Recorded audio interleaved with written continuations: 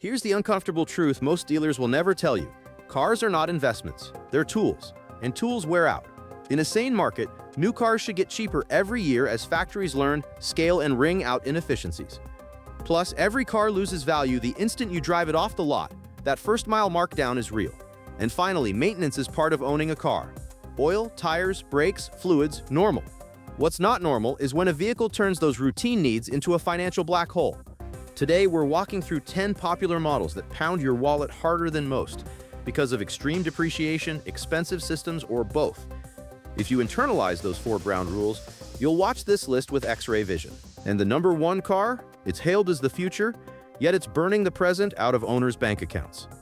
And I don't know if I'm the only one who feels this way, but honestly, with the money some of these cars drain, I'd rather grab an old-school Toyota or Honda, drive it for life, stay financially stress-free, and actually enjoy my peace.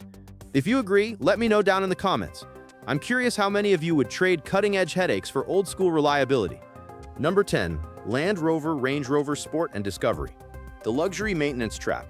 Luxury rides should feel like silk, but when a silky air suspension fails, the bill isn't luxurious, it's brutal. Here's where Principle 1 bites. Cars aren't investments, so your decision point isn't emotional. It's arithmetic. If a single repair is flirting with the car's resale value, logic says, step away. And remember our 4th principle.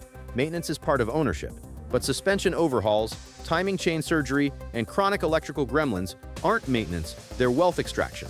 The pattern with these models is predictable. The ride is amazing until it isn't. Once the suspension starts sagging and electronics misbehave, you're paying for a PhD in British over-engineering. In a world where new car prices should drift down as factories get more efficient, this is the opposite, aging cars demanding new car money and repairs. That's not luxury, that's leverage against you. If British luxury can tax your wallet, American giants can do it with volume. Number 9. Cadillac Escalade. Timing chain versus time value. Depreciation is supposed to be expected from day one. That's not a bug. It's part of the design of car ownership. The trap here is pretending a prestige badge can outmuscle math. Layer in reports of oil consumption and timing gear issues, and you're compounding normal depreciation with abnormal risk. This is where Principle 2 matters. As manufacturing scales, new vehicles should get cheaper, not more expensive for the same utility. If the sticker stays high while reliability throws dice, the owner pays twice, first at purchase, then in the shop. Add modern suspensions and infotainment modules that act like single points of failure, and the ledger tilts fast. Prestige is one thing, but what happens when a mainstream SUV hides a time bomb in a single module? Number 8. Dodge Durango. When one box tanks the car, a utility vehicle that tanks its own utility? That's the story when a central module can cascade failures across the car. The result is simple: stranded owners and ballooning repair tickets. Bring back the ground rules. Cars aren't investments, so stop treating money already spent as a reason to spend more. Maintenance is normal. Recurring electrical chaos isn't. And remember, your car's value is falling every day anyway. It's supposed to. The smart move is refusing to feed a downward spiral where parts and labor chase a resale value that's sprinting away from you. If American toughness can unravel, Italian style can too, just with extra flair on the invoice. Number 7. Maserati Ghibli and Levante. The style tax. Italian design can sell dreams. Dreams don't pay repair bills. Transmission quirks, clutch wear, and software gremlins hit on top of inevitable depreciation.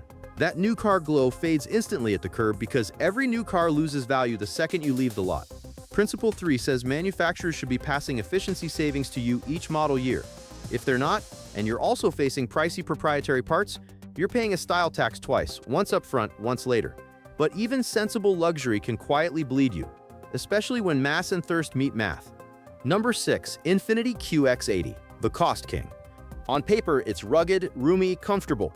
On your bank statement, it's heavy, fuel, insurance, tires, depreciation. None of this violates the rules, it proves them. Cars aren't investments, this one shows it in bold.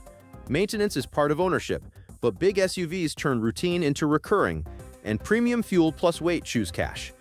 If new cars should be getting cheaper as production gets smarter, why does ownership feel like a treadmill cranked to an incline? Now for the twist. When innovation moves fast, yesterday's flagship becomes today's markdown. Number 5. Tesla Model S and X. Innovation versus your equity. Tesla runs at software speed. Great for progress, brutal for resale. New range bump, faster charging, price adjustment? Overnight, your high-spec Marvel looks dated, and the market prices it accordingly. That's not scandal, that's our first rule. Cars aren't investments. Tech cycles accelerate that reality. Principle 2 hits here too. As efficiency improves, prices should drift down. Tesla actually does this. Price cuts as factories scale, and while that's healthy industrially, it compresses used values. And looming in the wings is the big-ticket fear, a major battery repair on an older car. Maintenance is part of ownership, and for EVs that includes thermal management, charging system health, and pack longevity. Ignore those and you're not beating depreciation, you're compounding it. Tesla wasn't alone in learning first-gen EV lessons the expensive way. Number 4. Audi e-tron. First-gen EV penalty. Early cycle EVs often carry yesterday's efficiency at today's price. That gap shows up later as depreciation shocks. If charging speeds lag and range trails new rivals, the resale market reacts fast. None of this contradicts our rules, it confirms them. Every new car should get cheaper as manufacturing improves. But if buyers pay a premium for early tech, they eat the learning curve. Maintenance is part of ownership. With EVs, that includes software health, cooling loops, and high-voltage hardware that can turn small problems into specialized repairs. And when early tech meets thermal stress, reputation can sink value even if the price tag doesn't. Number 3. Nissan Leaf. Utility is value. Range is utility, and utility is value. When batteries age fast or dislike cold climates, the daily driver promise weakens, and resale follows. This is the cleanest demonstration of our third rule: the instant you leave the lot, depreciation starts. On cars where battery health is the entire story, that slope can steepen quickly. Maintenance is part of ownership, and for EVs that means more than rotations and wipers. It's also chemistry, temperature, and time. If you think of the pack like an engine on a timer, you'll make better choices. Buy later in the tech cycle, or buy with verifiable pack health. Luxury sedans aren't immune. In fact, some are masters at turning normal maintenance into recurring expense. Number 2. BMW 7 Series. Smooth ride, rough bills.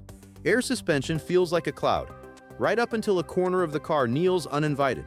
Then the cloud bills like a thunderstorm. Repairs arrive in waves. Compressor, bags, valves, each one a separate swipe. Meanwhile, the car's value is sliding every month, as it should. You can't invest your way out of gravity. Add complex infotainment and comfort systems with replacement costs that rival starter cars, and you're educating yourself expensively on the distinction between routine maintenance and system liabilities. One you plan for. The other plans your weekend for you. Which brings us to the headliner, the car that proves all 4 rules at once. Number 1. Mercedes-Benz EQS. Cutting edge, blunt math. The EQS was pitched as the future, and in many ways it is. Quiet, fast, luxurious. But the market doesn't grade on vibes, it grades on value over time. When the tech curve sprints ahead, yesterday's wow becomes today's why. Pay that much. That's our first rule in neon lights. Cars are not investments, especially not tech-forward ones living on a 12-month hype cycle. Principle 2. As manufacturing gets efficient, prices should fall. EV platforms are improving rapidly. Cells, packs, motors, software, integration. That constant improvement pressures new prices and compresses used values even faster. Principle 3. Every new car loses value the second it leaves the lot. Luxury EVs can lose more because the delta between current and last gen is obvious to buyers. Principle 4. Maintenance is part of ownership. With the EQS, maintenance includes keeping software and charging hardware healthy. And when something complex throws a tantrum, you're not at a corner shop, you're at a flagship service bay. So yes, the EQS is impressive. But impressive and wealth-friendly are 2 different things, and the resale market knows it. The 4 rules that save wallets. Let's put the guardrails back on screen, because these 4 rules are your antidote to regret. Cars are not investments. Treat them like tools. Buy for the job you need, not the fantasy you're sold. New cars should get cheaper over time as factories get smarter. If they don't, question what you're paying for. Every new car loses value the second you drive off. The first-mile markdown is real. Plan for it. Maintenance is part of ownership. Budget for the routine, and dodge the models that turn routine into recurring crisis. Follow those, and you won't just avoid these 10 money pits. You'll buy smarter, sleep better, and keep more of your cash for the things that actually are investments. If you found this breakdown helpful, hit like to help more people avoid these financial traps. And subscribe if you want more straight talk about cars and money without the dealership spin. And tell me in the comments which car on this list shocked you the most, and would you still take the risk of owning it?